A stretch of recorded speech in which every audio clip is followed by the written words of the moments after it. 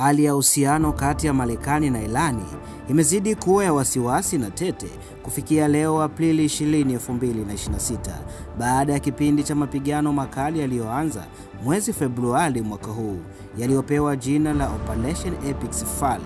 Mgogoro wa mlango bahari wa Hormuz.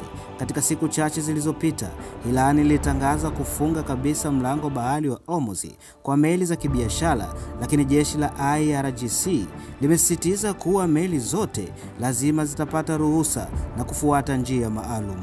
Tarehe 18 Aprili, Irani ilifyatua risasi kwenye meli zilizokuwa zikijaribu kupita kwenye mlango bahari wa Hormuz, jambo ambalo Rais Donald Trump ameliita kuwa ni uvunjaji mkubwa wa makubaliano ya kusitisha mapigano. Kukamatwa kwa meli jana tarehe 19, jeshi la maji la Marekani lilikamata meli yenye bendera ya Irani karibu na mlango bahari wa Hormuz, hatua ambayo Teherani imeahidi kujibu hivi karibuni. Kuna mvutano wa kidiplomasia licha ya Rais Donald Trump kueleza matumaini kuwa kuna makubaliano yapo hivi karibuni. Irani imekataa mwaliko wa dura mpya ya mazungumzo ya amani nchini Pakistani, huku ikilaumu mahitaji yasiyo ya kweli kutoka kwa Marekani. Marekani imesisitiza kuwa mzingiro blockade wa mlango bahari wa Hormuz utaendelea mpaka makubaliano ya mwisho yafanyike. Makamu wa rais wa Marekani JD Vance na washauri wengine wanatarajiwa kuwasili Islamabad, Pakistan leo Jumatatu kwa ajili ya kujaribu kufufua mazungumzo hayo, ingawa Irani wanaonesha kutokuwa na nia ya ushirikiano hadi sasa.